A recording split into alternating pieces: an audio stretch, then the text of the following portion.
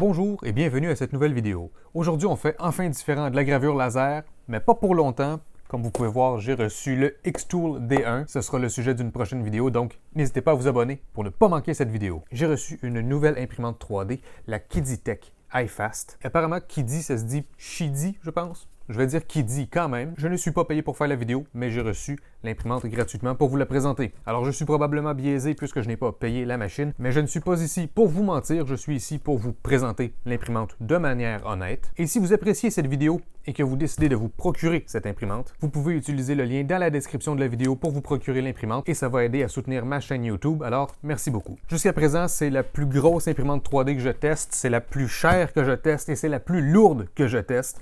Sur la boîte, c'est écrit 42,5 kg. En livres, c'est environ 94 livres. C'est pas léger, donc j'ai bien hâte de vous présenter tout ça. Alors le plan de la vidéo, c'est très simple. Je vais commencer par vous montrer le déballage et en narration, je vais vous expliquer c'est quoi les spécifications de l'imprimante et je vais essayer de vous expliquer à qui s'adresse cette imprimante parce que ça a quand même un certain prix, c'est pas donné. Une fois le déballage terminé, on va faire le tour de l'imprimante, je vais vous présenter les caractéristiques, on va tout examiner. Bien sûr, il va y avoir des tests d'impression. On va ensuite regarder les résultats et terminer sur une conclusion. L'imprimante que je vous présente aujourd'hui se démarque par sa capacité à imprimer des matériaux qui sont normalement plus difficiles à imprimer ou qui sont abrasifs. Aujourd'hui, mes tests seront très simples. Ils seront simplement en PLA puisque ce sont mes premiers tests avec cette imprimante. Alors restez à l'affût si vous voulez voir comment cette imprimante se comporte avec des matériaux plus coriaces que le PLA, car ce sera le sujet d'une prochaine vidéo.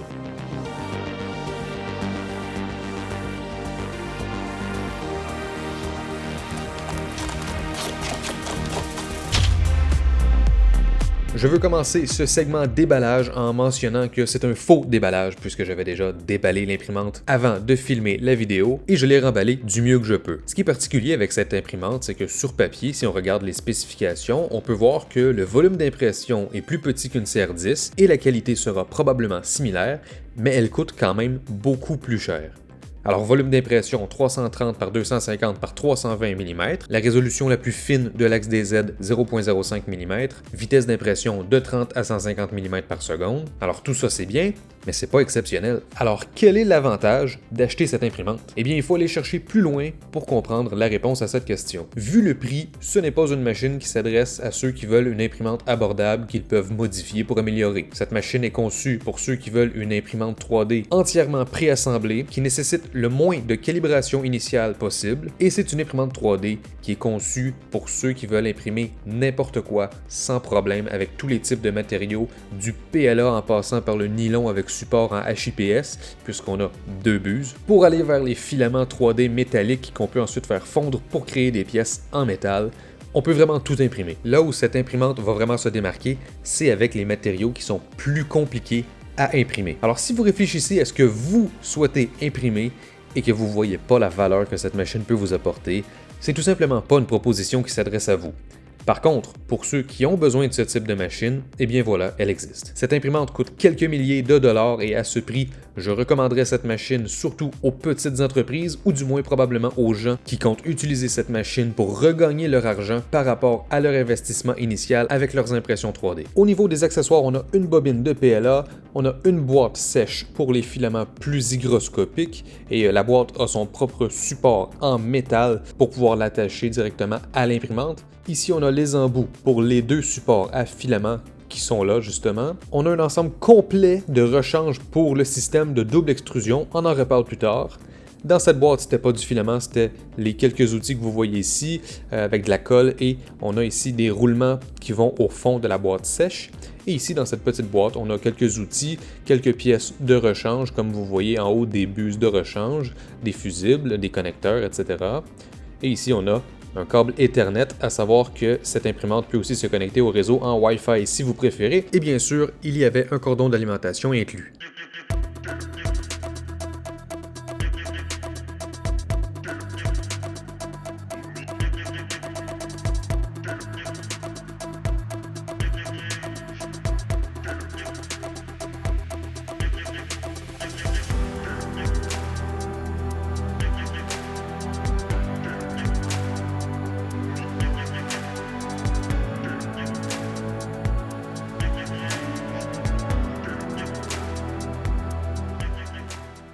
Bon, alors c'est l'heure de la visite guidée. Suivez-moi. On va commencer par regarder le derrière de l'imprimante. Tout à gauche, juste ici, on a l'interrupteur on-off de l'imprimante.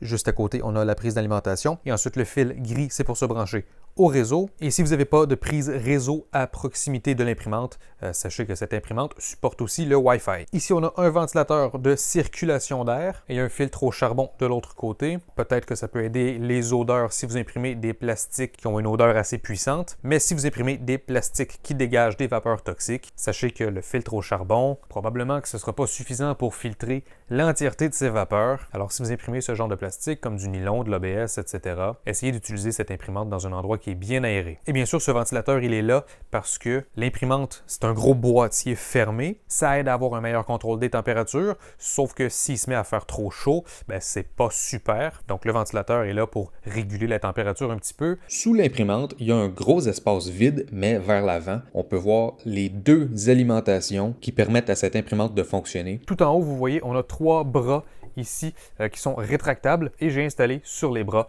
les 2 supports à filament. Il y a aussi cette boîte fermée ici. À l'intérieur de cette boîte, j'ai installé les roulements qui étaient fournis, donc la bobine peut tourner librement. Et puisque cette boîte est totalement fermée, si vous utilisez des matériaux qui ont tendance à absorber l'humidité, comme par exemple du nylon, eh bien avec cette boîte, le filament est à l'abri de l'humidité du monde extérieur tout le long de l'impression et on peut insérer le tube ici et on peut envoyer le filament directement à l'intérieur de l'imprimante. Alors il n'y a aucun moment où est-ce que le plastique est exposé à l'air environnant et ce support-là, il est fait pour être vissé à l'arrière de l'imprimante ici. J'ai choisi de ne pas l'installer parce que pour moi, ça va prendre trop de place à cause de la façon dont je suis installé. Et il n'y a rien qui m'empêche de mettre cette boîte littéralement n'importe où et juste utiliser un plus long tube pour envoyer le filament dans l'imprimante. Alors ici, vous voyez, on entre le filament par là, puis les fils ici, c'est pour les détecteurs de présence de filament. L'imprimante va se mettre sur pause automatiquement s'il n'y a plus de filament. Puis donc, ce tube guide le filament jusque sous le couvercle, jusque dans l'imprimante. Maintenant qu'on a vu le derrière de l'imprimante, je vais la remettre dans sa position d'utilisation. OK, alors de ce côté-là, on n'a rien, sauf un chouette logo et quelques petites instructions. Alors à gauche, ça dit que si on imprime avec du PLA, c'est mieux de retirer le couvercle sur le dessus de l'imprimante parce que s'il se met à faire trop chaud dans l'imprimante, c'est pas bon. Quand on imprime du PLA, on va garder l'imprimante bien fermée plutôt quand on utilise des matériaux comme l'ABS et le nylon. Puis ensuite, là, on a 2 avertissements qui disent « Attention, c'est chaud et il ne faut pas laisser les enfants sans supervision avec une machine comme ça. Ils pourraient se blesser. » Et on dirait qu'on a 2 petits trous pour la ventilation. Donc lorsque le ventilateur est activé, l'air va entrer par là. De l'autre côté, c'est pareil. On a juste l'éclair, les 2 petits trucs de ventilation. Ce que j'ai oublié de mentionner de l'autre côté, par contre, c'est qu'on a des poignées très utiles pour déplacer l'imprimante parce qu'elle est très lourde. Et tout en bas ici, quelques informations pour contacter la compagnie. OK, maintenant, on est face à l'imprimante. Sur le dessus, on a un couvercle qui est magnétique. On a une porte qui est magnétique aussi. Si je vous zoome un petit peu ici, vous voyez, on a le port USB. C'est là qu'on va mettre la clé USB pour téléverser nos fichiers. Et je mentionne que le port USB est à côté de la poignée. Donc, il faut faire attention de ne pas débrancher notre clé USB accidentellement pendant qu'on ouvre et qu'on referme la porte. Bien qu'on ait un interrupteur d'alimentation à l'arrière de l'imprimante, on a aussi ce bouton à l'avant. Et tout en haut, on a l'écran tactile. Si j'allume l'imprimante, vous allez voir que ça s'allume et on a l'écran qui s'active aussi. OK, à l'intérieur de l'imprimante, voici le plateau. On a une plaque qui est amovible comme ça. Ça tient avec tout plein d'aimants. Alors, on a 2 plaques. On a cette plaque-là et on a cette plaque-là. Au moment où je filme cette séquence, je ne suis pas certain c'est quoi la différence entre les deux. On a une surface un petit peu rugueuse ici, puis celle-là, sous le plastique bien sûr, c'est beaucoup plus rugueux. Donc peut-être que cette plaque-là est plus adaptée pour certains plastiques et cette plaque-là plus adapté pour d'autres plastiques. Je vais essayer d'ajouter un petit texte pour vous confirmer ça au montage. J'ai envoyé un email à Kiditech pour leur demander. Mais cette plaque-là, si on la tourne de côté, ce côté-là peut être utilisé pour d'autres types de plastique et on peut ajouter de la colle en bâton. Ils en ont fourni d'ailleurs. Donc, on peut utiliser de la colle en bâton pour aider l'adhésion sur cette surface-là. À l'arrière de l'imprimante, vous voyez la ventilation et vous voyez le filtre au charbon. Ça dit que la circulation d'air, c'est recommandé lorsqu'on imprime en PLA, en TPU et en nylon, parce que s'il fait trop chaud, ça peut boucher les buses, en plus de faire en sorte que le plastique qu'on imprime va refroidir moins vite, et donc il va se solidifier moins vite, et ça n'imprimera pas avec une très belle qualité. Juste à côté, ça c'est super intéressant, on a un système de chauffage d'air. Donc ça c'est recommandé pour l'ABS et le PC. Alors c'est pas seulement le plateau qui va réchauffer l'intérieur de l'imprimante. On a un tout petit ventilateur juste ici. Et ensuite, si je vais sur le dessus de l'imprimante, si je vous zoome juste là, on a un petit radiateur. Ce radiateur est collé sur un élément chauffant. Et donc, le ventilateur va faire circuler de l'air à travers ce radiateur chaud et ça va aider à chauffer l'intérieur de l'imprimante pour mieux contrôler nos températures. Sur le dessus de l'imprimante maintenant, on voit qu'on a notre gros module de tête à double extrudeur. On est sur des rails linéaires, super solides, super stables. Et parlant de solidité, l'extérieur de l'imprimante est entièrement en plastique, mais ça c'est vraiment juste pour la décoration, pour la finition, parce que la structure ou le châssis de l'imprimante en quelque sorte c'est caché derrière les panneaux de plastique, mais c'est entièrement en métal, ce qui explique le poids de l'imprimante. Elle est vraiment lourde. Alors ici en haut, là, on en voit une partie par exemple. Bref, c'est vraiment du solide. Là, vous voyez ici comment le filament il sort de là pour ensuite entrer ici. Et notre tête à double extrudeur, on a 2 vis sur le dessus et une vis de chaque côté. Et on peut retirer ce module parce que là, vous voyez, j'ai 2 buses en laiton, tout à fait normal. Mais si je vais voir dans les accessoires qui sont fournis avec l'imprimante vient avec un module de rechange complet qui est préinstallé avec des buses en acier. Ce qui est intéressant des buses en acier, c'est qu'on peut les utiliser à des températures beaucoup plus élevées et on peut les utiliser avec des matériaux abrasifs. Par exemple, du plastique qui contient du carbone, du plastique qui contient des métaux comme du bronze qu'on peut poncer puis ça devient super joli, ou encore on peut imprimer des plastiques qui contiennent des petites billes d'acier. Puis ensuite, une fois que notre pièce est imprimée, on peut la mettre dans un four, on peut faire fondre le plastique et on se retrouve avec une pièce 100% en métal. Donc ça, c'est quelque chose que j'aimerais explorer éventuellement, sauf que les filaments métalliques peuvent être utilisés pour fabriquer des objets vraiment en métal. C'est des filaments qui coûtent très cher, mais cette machine peut le faire. Il faut juste changer la tête. Et pendant que j'ai cette tête-là dans les mains, laissez-moi vous montrer un petit quelque chose d'intéressant. Je peux faire bouger cette barre-là ici. Et je vous invite à observer ce qui se passe au niveau des têtes d'impression. Bon, peut-être que ça paraît pas beaucoup à la caméra, mais quand je fais bouger cette barre, ça fait monter ou descendre mes têtes d'impression. Ça, c'est super intéressant. Peut-être que ça va mieux paraître dans l'imprimante. Alors, la petite barre, elle est ici. Alors là, je vais bouger la barre. Vous voyez, cette tête d'impression est descendue. Maintenant, je vais la faire remonter. Et voilà. Maintenant, je vais faire descendre celle-là. Et voilà. Et je vais la faire remonter comme ça. Voilà. Ça, c'est très intéressant parce que lorsqu'on imprime avec 2 buses en même temps, avec 2 plastiques, pendant qu'une buse imprime, l'autre, elle peut tout simplement accrocher le modèle. Et ça, c'est pas désirable. Donc, en faisant monter la tête d'impression qu'on n'utilise pas, on est certain qu'elle ne va pas aller frotter sur le modèle à des endroits qu'on ne veut pas. Et l'imprimante, ce qu'elle va faire quand elle veut changer de matériel, tout simplement, elle va aller tout au fond, elle va cogner d'un côté. Vous voyez, cette buse-là est descendue. Puis si on veut changer de buse, on va aller cogner de l'autre côté. Et voilà, maintenant, c'est cette buse-là qui est descendue. Une solution qui est si simple et pourtant qui fonctionne si bien. Bon, vous l'aurez remarqué, on a des lumières ici et on en a aussi de l'autre côté de l'imprimante. Ici, je vous montre l'imprimante de haut. Si je me tourne en fait vers le devant, là, vous voyez ici, il y a la porte. Eh bien, regardez ce qu'on a ici. On a une caméra. Alors, on peut surveiller les impressions à distance avec cette caméra. C'est super chouette que ce soit intégré. On a un petit moteur ici qui est relié sur une longue tige. Et ça fait bouger notre axe des Y. Puis ensuite, sur notre axe des X, on a un petit moteur qui est là, qui suit toujours. Et c'est celui-là qui fait bouger l'axe des X. Et l'axe des Z, le système qui le fait bouger, il est caché de chaque côté. On va faire rapidement le tour de l'interface. Donc tout en haut, on voit que je suis connecté à mon réseau. On voit qu'il n'y a pas de clé USB de détecter. Ici, on peut activer ou désactiver la caméra, mais on n'a pas de prévisualisation. La caméra, on y a seulement accès à partir d'un téléphone. Je ne sais pas si on peut y accéder à partir d'un ordinateur même. On a ensuite un bouton pour activer et désactiver le son. Donc je vais laisser ça désactiver pour la vidéo. Et ici, c'est pour allumer ou éteindre les LED. Donc ça fait quand même une belle différence. C'est chouette. Bon alors, ici, ce serait bien sûr la page où on peut choisir le fichier à imprimer. Juste en dessous, on a les options pour bouger l'imprimante de façon manuelle. Donc là, je vais lui faire un home. Et comme vous pouvez constater, elle est très silencieuse. Donc, ce n'est pas une imprimante qui fait beaucoup de bruit. Là, bien sûr, elle ne bougeait pas super vite. Donc, côté bruit, il va falloir s'en reparler plus tard. Mais bon, on peut faire bouger l'imprimante à partir d'ici. On peut choisir le préchauffage. Donc, plateau, buse 1, buse 2. et le chauffage de l'intérieur avec le petit ventilateur puis le radiateur. Ensuite, filament pour en faire entrer ou sortir. Et on a bien sûr le choix entre extrudeur 1 ou 2. On a les options réseau. On a le choix entre brancher et si on clique là, ça devient en mode Wi-Fi. Moi, je suis branché.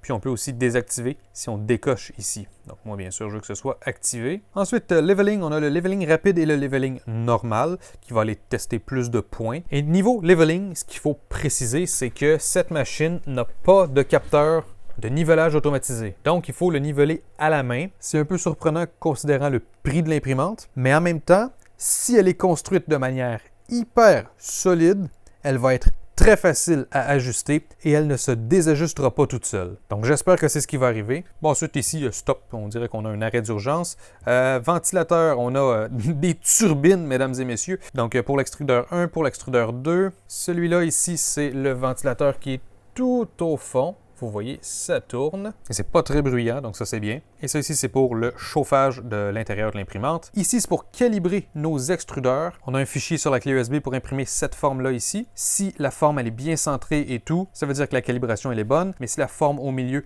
est un peu décalée, on peut ajuster le offset pour corriger ça. Ensuite, ici, on a des informations. Donc voilà, température, position. À propos, bon, quelques informations à propos de la machine. Langage. Moi, je vais y aller en anglais. TP Adjust. Ah, ben ça, c'est la calibration de l'écran tactile. Je voulais pas faire ça, mais allons-y. Ça, c'est pour redémarrer aux paramètres d'usine. Et ça ici, c'est pour switcher entre le mode juste un extrudeur ou deux extrudeurs. Et le dernier bouton ici sur l'interface, c'est si on a un problème. On a quelques instructions de quoi envoyer à la compagnie par email pour avoir de l'aide. Quelques petites informations que j'ai oublié de vous mentionner en vous faisant cette petite visite. On peut faire chauffer les buses jusqu'à 300 degrés Celsius. Les imprimantes que j'ai testées auparavant s'arrêtaient environ à 280-285, donc 300 degrés Celsius, quand même plus chaud. Puis au niveau du plateau, ça va jusqu'à 120 degrés Celsius. Encore une fois, normalement, les imprimantes que je teste, environ 100 degrés, on arrête là. Ici, c'est 120. Et puis au niveau du chauffage de l'intérieur de l'imprimante, le petit ventilateur qui souffle dans le radiateur chaud. Apparemment, à l'intérieur de l'imprimante, on peut le chauffer jusqu'à un maximum de 60 degrés Celsius. Et pour y parvenir, le petit radiateur tout à l'arrière, on peut le faire chauffer jusqu'à 80 degrés Celsius. Bon, alors j'espère que vous avez apprécié ce petit tour de l'imprimante. Là, je vais aller à l'ordinateur. Vous voyez le logiciel qui est utilisé. Ça s'appelle Kiddy Print. C'est basé sur Cura. Puis, c'est déjà paramétré pour fonctionner avec cette imprimante, avec les deux extrudeurs. Avec ce bouton ici, j'ai pu connecter l'imprimante qui est sur le réseau. Puis, si je vous montre l'autre écran, j'ai ici le Kiddy Control Center. Puis, vous voyez, l'imprimante, elle est juste là. Elle a été détectée toute seule. Ça fonctionne super bien. Alors, Kiddy Print, encore une fois, qui est la version modifiée de Cura. C'est dispo sur Windows et sur Mac. Pas dispo sur Linux malheureusement, mais puisque c'est basé sur Cura, probablement que vous pouvez paramétrer Cura normal pour fonctionner avec cette imprimante. Et sur la clé USB qui vient avec l'imprimante, on a des instructions pour faire fonctionner l'imprimante avec Simplifier 3D. On a un profil FFF qu'on peut importer. Et je voulais aussi préciser que le mode d'emploi est assez complet, bien expliqué. Et sur la clé USB, on a tout plein de dossiers. Et dans ces dossiers, on a des vidéos qui explique pratiquement tout et n'importe quoi. Donc, tout ce qu'on a à savoir, là, par exemple ici au niveau du réseau, si je clique, vous voyez, on a le tutoriel complet de comment faire fonctionner la machine. Donc là, je vais utiliser le mode d'emploi et les vidéos pour faire les calibrations initiales de la machine. Et je vous reviens par la suite pour vous expliquer comment ça s'est passé. Et ensuite, on pourra enfin passer au test d'impression. Ici, vous me voyez retirer le couvercle du système d'extrusion parce que je m'apprête à faire le nivelage du plateau et en même temps que je fais le nivelage du plateau, eh bien, je veux m'assurer que les deux buses sont à la bonne hauteur parce que puisqu'on a un système qui fait monter une buse et qui fait descendre l'autre, dépendamment c'est laquelle qui est en train d'imprimer, eh bien, c'est possible qu'il y ait un petit ajustement à faire sur la hauteur d'une buse par rapport à l'autre. Mais au final, sur ma machine, c'était déjà bien ajusté à l'usine. Alors, il y a juste le plateau que j'ai dû ajuster un petit peu. Ici, vous allez voir la tête d'impression s'appuyer sur le côté de la machine pour changer quelle buse sera active. Et là, ici, la machine est en train de poser la première couche d'un petit cube XYZ. Comme vous pouvez voir, le plastique est déposé de manière très propre. Et je voulais aussi vous faire une petite démonstration de la caméra. C'est bien expliqué dans le mode d'emploi comment se connecter à la caméra. Rebonjour, c'est une nouvelle journée. Hier, j'ai fait les calibrations de l'imprimante, puis j'ai fait fonctionner la machine toute la nuit, je lui ai fait imprimer des trucs. Niveau calibration, ça a été très simple et très rapide. J'ai suivi le mode d'emploi. J'ai fait l'ajustement du plateau, chose qui a fonctionné d'un seul coup. Dans le passé, avec d'autres imprimantes que j'ai testées, c'est arrivé très souvent que j'ajuste le plateau. Ensuite, je fais un test, je me rends compte que c'est pas bien ajusté, je dois réajuster, puis on dirait que l'ajustement, il veut jamais se garder parfaitement. Là, avec cette imprimante, ça a fonctionné d'un coup et ça s'est pas désajusté jusqu'à présent. Donc ça, c'est bien. Ce que j'ai dit précédemment dans la vidéo, le fait que l'imprimante elle est construite de manière solide, je disais que ça peut probablement faire en sorte que les ajustements vont être faciles et qu'ils vont se garder sans se dérégler. Et jusqu'à présent, ça semble être ça la situation, donc je suis super content. La calibration pour la double extrusion, ça a été super simple aussi. Sur la clé USB de l'imprimante, on a un G-code pour ce fichier-là ici. Là, vous voyez, ça c'est le premier que j'ai fait, puis ça c'est le deuxième. Alors, c'est pas compliqué. On insère les deux filaments dans l'imprimante. On démarre l'impression de ce fichier-là. Et vous voyez que sur mon premier essai, il y a plus d'espace à gauche qu'à droite, mais à la verticale, ça semble bien centré. Donc, tout ce que j'ai changé, c'est j'ai mis un petit offset sur l'axe des X. Et tout ça, c'est super bien expliqué dans le mode d'emploi. Et là, comme vous pouvez voir ici, c'est super bien centré. Donc voilà, j'ai réussi à faire l'ajustement d'un coup et j'ai déjà imprimé quelques trucs. Mais on va se reparler de tout ça plus tard lorsqu'on va regarder les résultats. Mais essentiellement, un test de calibration pour vérifier nos dimensions en X, Y et Z. Un Benchy Boat 2 couleurs parce que ça teste à peu près toutes les caractéristiques de l'imprimante. Un petit spinner pour tester les tolérances. Là, je suis en train d'imprimer une tête de T-Rex, un squelette. Vous voyez où c'est rendu. Ça, c'est seulement en une couleur par contre. Et probablement que je vais imprimer un vase aussi là, pour tester plus en hauteur. Et là, rapidement, je vais vous montrer un petit peu comment on utilise le logiciel. Si vous connaissez Cura, ça va être familier, mais je vais vous résumer quand même comment on utilise ce logiciel-là. Bienvenue à l'ordinateur. Je suis sur Kiddy Print qui est basé sur Cura. C'est disponible sur le site web de Kiddy Tech. C'est aussi sur la clé USB qui vient avec l'imprimante, mais si vous voulez être certain d'avoir la dernière version, je vous conseille d'aller voir sur leur site web. Très simple à utiliser. Moi, pour l'instant, j'ai utilisé tous les paramètres par défaut puisque j'apprends à utiliser l'imprimante. Mais éventuellement, je vais jouer entre autres avec les vitesses parce que dès qu'on est en double extrusion, ça prend beaucoup de temps à imprimer. Alors, si vous voulez imprimer seulement avec un extrudeur, vous pouvez importer n'importe quel modèle. Et puisqu'il y aura juste un objet, ça va être assigné seulement à un extrudeur. Et par défaut, l'imprimante va comprendre que vous voulez seulement imprimer avec un extrudeur. Et vous n'avez donc pas à vous soucier du second extrudeur. Vous pouvez modifier vos paramètres ici. Alors moi, j'ai tout laissé par défaut, mais vous pouvez tout changer si vous voulez. Il y a juste les températures, c'était à 200. Moi, j'aime bien imprimer à 220. Et par défaut ici, pour l'adhésion sur le plateau, on fait un skirt, qui est un genre de périmètre qui ne touche pas à la pièce. Et moi, puisque le dernier fichier que j'ai préparé, c'était le squelette de T-Rex, je voulais que ce soit mieux supporté, donc j'ai coché Brim à la place, qui est un périmètre qui touche à la pièce et qui la rend un petit peu plus solide sur le plateau. Mais sinon, épaisseur des couches, j'y suis allé en 0.2, 4 couches dessus, 4 couches dessous, 3 périmètres sur les pièces, 20% infill cubique, cooling actif parce que je suis en PLA, puis j'ai pas eu besoin de support. Comme vous pouvez voir en haut, on a des presets ici. Alors extrudeur 2, on peut choisir un type de plastique et extrudeur 1, on peut choisir un autre type de plastique parce qu'on peut bien sûr imprimer deux types de plastique différents en même temps. Puis aussi, on a d'autres presets pour la qualité de l'impression. Puis sinon, on peut aller modifier les trucs ici ou on peut aller même en mode expert. Si vous voulez imprimer en deux couleurs, vous devez importer un objet qui est déjà séparé en deux fichiers, mais que les fichiers sont conçus pour être fusionnés ensemble. Donc, il y a des modèles qui existent comme ce Benchy double couleur qui fonctionne très bien. Tout ce que j'ai à faire, c'est je choisis qu'est-ce que je veux imprimer sur l'extrudeur 1 et je choisis qu'est-ce que je veux imprimer sur l'extrudeur 2. Alors là, vous voyez, ça change de couleur. Extrudeur 1 ici, extrudeur 2 là. Ensuite, je peux faire CTRL-A pour sélectionner mes deux modèles. Je fais un clic droit et je clique sur Merge Models. Ça va fusionner le modèle et là, vous voyez qu'est-ce qui va être imprimé en extrudeur 1 et qu'est-ce qui va être imprimé en extrudeur 2. C'est super facile de savoir quel extrudeur est quoi parce que sur l'imprimante, l'extrudeur gauche a une étiquette jaune et c'est l'extrudeur 2 et l'extrudeur 1 a une étiquette rouge et il est à droite. Alors on ne peut pas vraiment se tromper, les deux boutons ici représentent très bien la configuration des extrudeurs sur l'imprimante. Puis une fois que c'est fusionné comme ça, on choisit nos paramètres pour l'extrudeur 1, on choisit nos paramètres pour l'extrudeur 2. Et là, vous voyez, ça change de couleur lorsqu'on passe d'un extrudeur à l'autre pour voir qu'est-ce qu'on est en train de modifier. Ensuite, tout ce qu'on fait lorsqu'on est content, on fait Prepare. Et là, vous voyez, ça a ajouté un Ooze Shield. Donc ça, c'est pour éviter qu'il y ait des fils d'ange puis des bavures lorsqu'on imprime à deux extrudeurs. Ça va protéger notre modèle. Et là, ici, tout en bas, on peut aller voir en couche par couche. Et voilà, alors là, on peut voir couche par couche qu'est-ce qui est imprimé comment. Là, par contre, vous voyez, Extrudeur 2, ils l'ont mis rouge foncé, puis Extrudeur 1, ils l'ont mis rouge un petit peu plus clair. C'est deux couleurs qui se ressemblent beaucoup, mais on voit quand même la différence.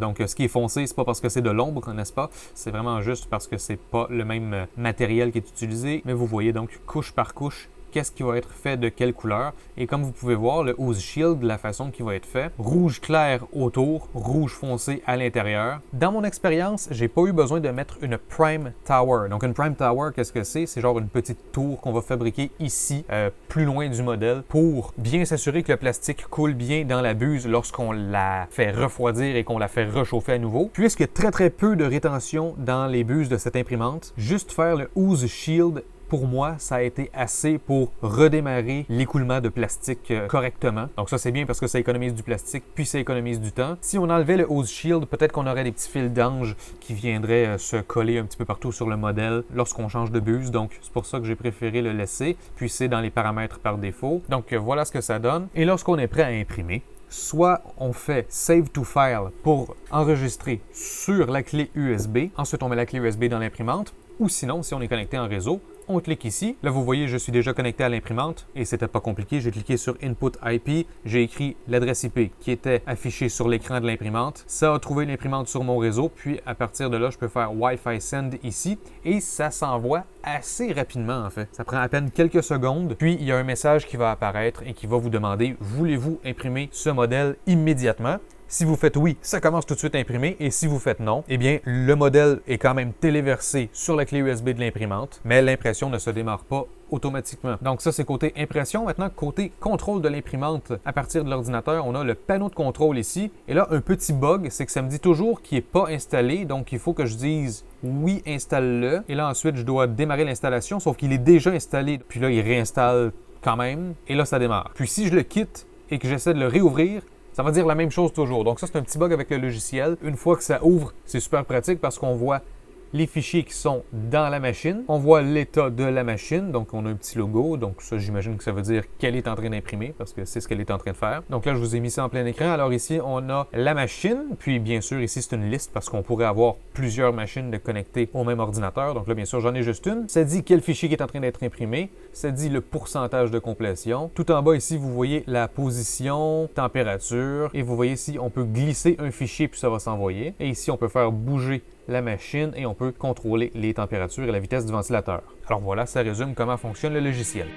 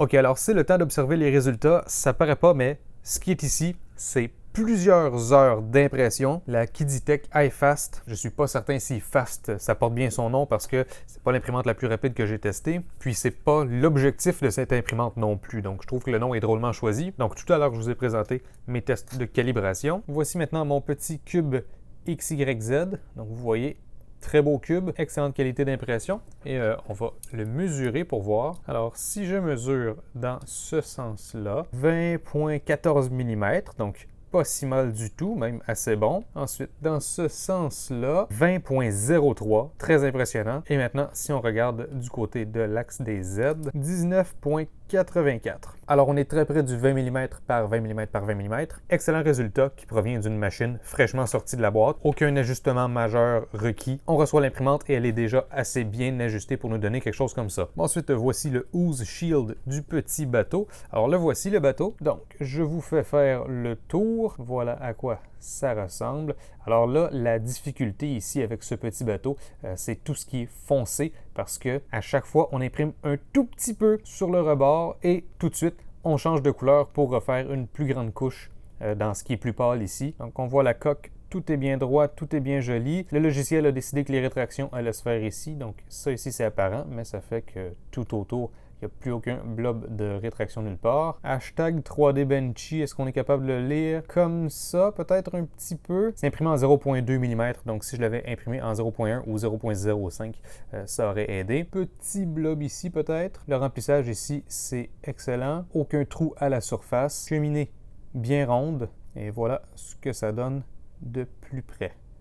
Puis si on regarde en dessous, on est capable de lire le site web. Donc ça, c'est bien sûr le fameux test qu'il faut faire avec toutes les imprimantes 3D à filament. Ça teste tout plein de choses juste en un petit modèle comme ça. Si je me rapproche, on est capable de voir qu'il y a des petits fils d'ange qui ont voulu se former. Donc encore une fois, ce qui est foncé, c'est ce qui est le plus difficile à imprimer sur ce modèle-là. Mais c'est quand même assez propre. Je crois que cette impression, c'est quand même une réussite. Mais peut-être qu'on serait capable d'améliorer les côtés un tout petit peu. Ensuite, j'ai imprimé ça ici. Regardez le côté, comment ça a imprimé proprement. Toutes les rétractions sont ici, on dirait. Alors bien sûr, imprimé en une pièce en deux couleurs. Puis ça, eh bien, ça tourne. Puis j'aime bien faire ce test avec l'extrusion de deux couleurs parce que ça permet vraiment de venir tester les tolérances. Parce que vous voyez là, tout ça, c'est très très près.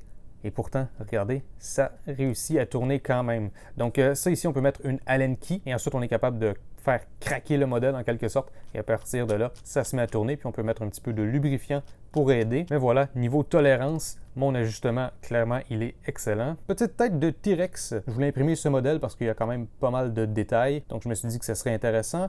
Ça, c'est imprimé à 150% de la dimension du modèle que j'ai téléchargé. Puis je vais vous mettre le lien dans la description pour tous les modèles que j'ai utilisés. Ça s'imprime en deux parties. Puis ça vient s'insérer comme ça.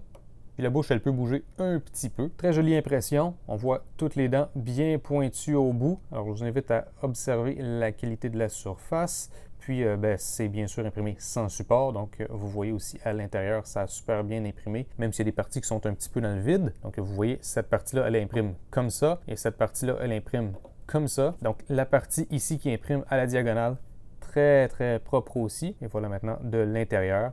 Donc, très très belle impression, imprimée en 0.2 mm de résolution aussi. Et pour terminer, là il va falloir que je dézoome la caméra, j'ai fait ce vase. Ce vase est imprimé en qualité vraiment brouillon, j'ai envie de dire, 0.3 mm par couche, donc une résolution qui est faite pour imprimer rapidement. Puis vitesse d'impression, j'ai mis ça à un maximum de 150 mm par seconde. Sauf que puisque cette pièce c'est juste un périmètre d'épais et que les périmètres, on ne les fait pas à pleine vitesse d'impression. En réalité, je crois que ça a imprimé à 75 mm par seconde, si je me souviens bien, et ça a donné une excellente qualité. Alors, je vais vous zoomer dessus. En bas ici, vous voyez, c'est un petit peu moins joli, puisque ça imprimait relativement rapidement. 220 degrés Celsius, c'était trop chaud, le plastique n'avait pas le temps de refroidir, donc à partir du moment où j'ai baissé la température à 200 degrés Celsius, vous voyez que là, c'est devenu joli. Puis, si on suit une ligne et qu'on monte jusqu'en haut du vase, vous pouvez constater que très, très, très belle impression. Il n'y a aucun défaut là-dessus.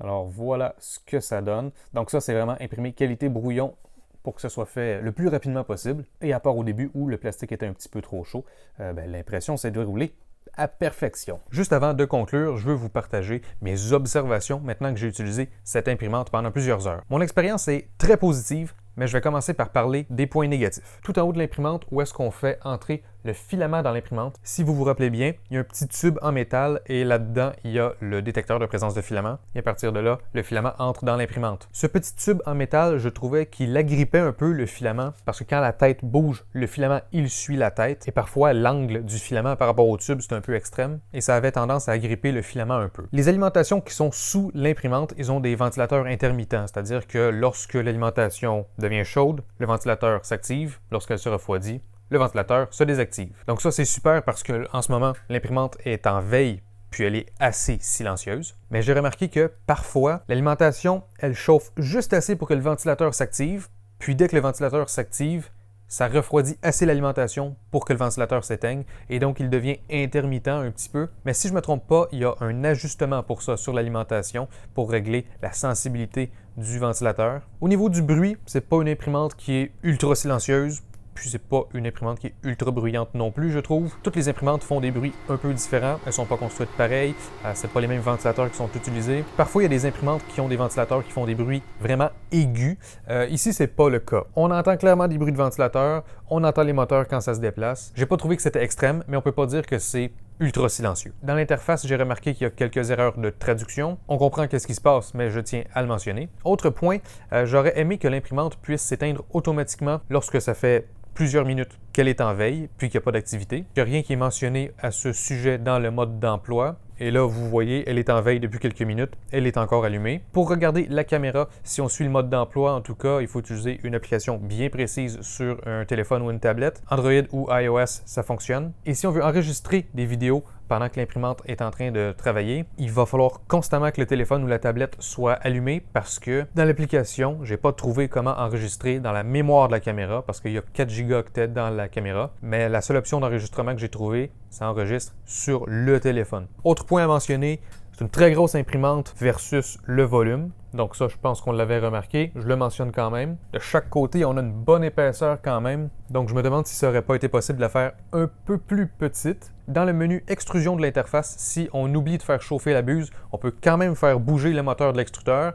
Et bien sûr, si la buse elle est froide, le moteur il tourne dans le vide. Donc ça, c'est quelque chose qui peut être réglé avec une mise à jour. Il faudrait que l'imprimante vérifie est-ce que la buse est chaude avant d'activer le moteur de l'extrudeur. Et aussi, à partir du menu extrusion, j'aimerais pouvoir modifier la température de la buse parce que si, par exemple, je vais dans le menu préchauffage puis que je mets 220 degrés Celsius quand je me prépare à imprimer, eh bien, quand je vais avoir terminé d'imprimer et que je vais aller dans le menu extrusion pour faire ressortir mon filament, quand je vais cliquer sur préchauffage, ça va le mettre automatiquement à 220 aussi.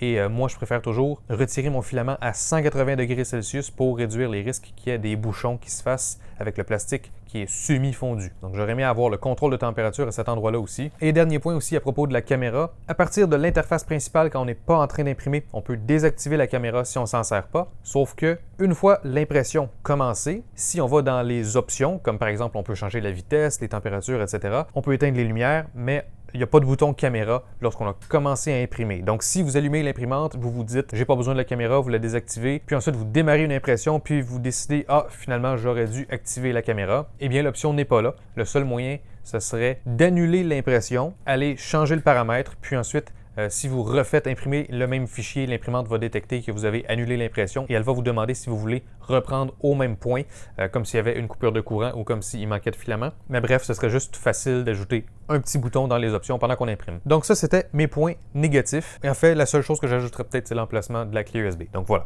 Là, c'est vrai, ça c'était mes points négatifs jusqu'à présent. Tout le reste de l'expérience a été très positif pour moi. Déjà, j'aime beaucoup le style de l'imprimante. Ça fait propre, ça fait pas trop jouet, mais en même temps, ça a un certain style, c'est joli. Quelqu'un qui a ça chez lui, c'est pas affreux. J'ai beaucoup apprécié l'attention à certains détails, comme par exemple, quand je démarre une impression, en même temps que le plateau et les buses commencent à chauffer, l'imprimante commence tout de suite à faire son home et à se mettre en position d'impression. Sur beaucoup d'imprimantes, la buse chauffe en premier, ensuite, le plateau chauffe. Ensuite, l'imprimante fait un home. Là, ici, tout se fait en même temps et comme ça, il y a moins de perte de temps. C'est beaucoup plus efficace. Comme j'ai mentionné tantôt, les ventilateurs qui s'éteignent tout seuls, c'est génial. En ce moment, l'imprimante fait très peu de bruit, donc ça, j'aime ça. L'interface, généralement, elle est très pratique et intuitive. Les options sont aux bons endroits. On n'est pas perdu. On se retrouve bien. Côté ajustement initial, extrêmement simple, extrêmement rapide. Puis, c'est très bien expliqué dans le mode d'emploi et c'est aussi très bien expliqué dans les vidéos qui sont sur la clé USB qui est fournie avec l'imprimante. L'ajustement du plateau est très rapide, puis l'ajustement du offset des buses avec cette petite pièce-là ici,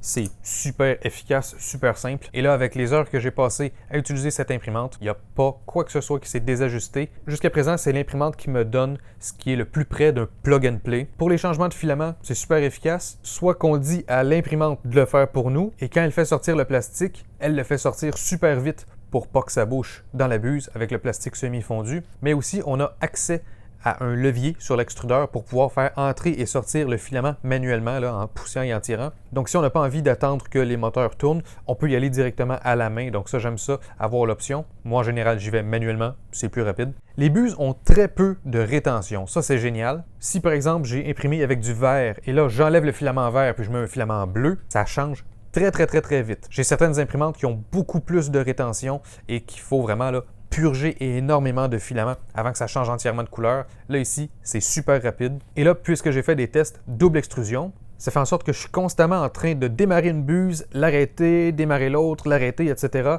Et malgré tout ça, j'ai eu aucun bouchon et j'ai même pas été proche d'en avoir un. Les buses ont performé à perfection. Et aussi, encore une fois, en double extrusion, tout est géré de manière super efficace avec la buse qui monte et tout, et ça coule pas. Alors, dans mon expérience, j'ai juste fait un ooze shield autour de ma pièce, puis il n'y a pas une buse qui va aller salir le travail de l'autre. Leur logiciel, qui est basé sur Cura, je trouve qu'il fonctionne super bien, et il a été bien adapté pour être utilisé avec cette imprimante. Comme je vous l'ai expliqué tout à l'heure à l'ordinateur, extrudeur 1 et extrudeur 2, il y a des couleurs, et ces couleurs correspondent aux couleurs qui sont sur l'imprimante. Au-dessus des buses, on a des étiquettes. Donc, ça fait qu'à l'ordinateur, on ne peut pas vraiment se mélanger entre quelle couleur devrait être quelle buse. C'est très bien reflété entre l'ordinateur et l'imprimante. Le Wi-Fi Send, l'envoi de fichiers par le réseau, très efficace, très rapide. J'ai pas eu besoin de débrancher la clé USB de l'imprimante une seule fois. J'ai utilisé le Wi-Fi Send à chaque fois. J'ai jamais eu d'échec. C'est super pratique, il y a moins de perte de temps. Et parlant de pratique, la caméra, c'est pratique aussi pour surveiller nos impressions. La caméra est bien intégrée à la machine. Dès qu'on allume l'imprimante, la caméra s'allume, puis ça fonctionne bien. Donc, je pense que ça va être le temps de conclure cette vidéo. Dans cette vidéo, j'ai seulement utilisé du PLA. C'est essentiellement le plastique à impression 3D le plus facile à utiliser. C'était bien sûr mes premiers tests avec cette imprimante, donc je voulais y aller avec quelque chose de quand même simple pour maîtriser la machine. Et puis, il va y avoir d'autres vidéos sur cette imprimante et je vous invite à laisser des suggestions en commentaire. J'aimerais beaucoup faire carbone nylon, des matériaux un petit peu plus difficiles à imprimer normalement parce que cette imprimante-là, elle sert à ça. C'est là qu'elle va se distinguer des autres. Donc, je ne l'ai absolument pas utilisée à son plein potentiel dans cette vidéo. Mais maintenant que je sais comment elle fonctionne, puis que je sais qu'elle fonctionne bien, j'ai hâte d'aller pousser un peu plus loin. Clairement, c'est pas le même public cible qu'une CR10, par exemple. C'est fait pour ceux qui veulent une imprimante qui a pas d'assemblage, qui a très peu d'ajustements à faire et qui est pratiquement juste prête à imprimer plug and play le plus possible. C'est solide, ça s'ajuste facilement et donc ça devrait être fiable sur le long terme. Et qui dit tech, jusqu'à présent, mon expérience avec le support à la clientèle, c'est ultra rapide. Donc ça, c'est super important. Si une entreprise achète une imprimante, s'il y a un problème et qu'on veut avoir du support, c'est bien quand c'est rapide. Alors moi-même, je ne suis pas le public cible d'une machine comme ça, mais je suis heureux de l'avoir et j'espère être capable de pouvoir exploiter davantage son potentiel pour pouvoir vous montrer ce qu'on est capable de faire avec ça. Alors j'espère que vous avez apprécié cette vidéo. Si vous appréciez mon travail et que vous souhaitez soutenir ma chaîne, je vous invite à aller voir les liens dans la description de la vidéo pour plus d'informations. Pour faire ces vidéos, ça prend du temps et ça coûte de l'argent. Quand je fais de l'impression 3D, quand je fais de la gravure laser, il y a des consommables qui sont en lien avec ça. Et bien que les compagnies m'envoient des machines, il y a quand même beaucoup d'investissements autour de tout ça qui sort de mon portefeuille. Ça prend beaucoup d'équipement pour produire ces vidéos. Donc, allez voir les liens dans la description si vous voulez me soutenir et je vous remercie. N'hésitez pas à laisser un j'aime et un commentaire si vous avez apprécié cette vidéo. Ainsi, je vais savoir quel genre de vidéo vous appréciez, je vais savoir quel genre de vidéo faire dans le futur, mais aussi l'algorithme YouTube va savoir qu'il y a des gens qui apprécient cette vidéo et l'algorithme va aider à partager la vidéo. Alors, merci beaucoup d'avoir écouté cette vidéo et on se revoit une prochaine fois dans une autre vidéo.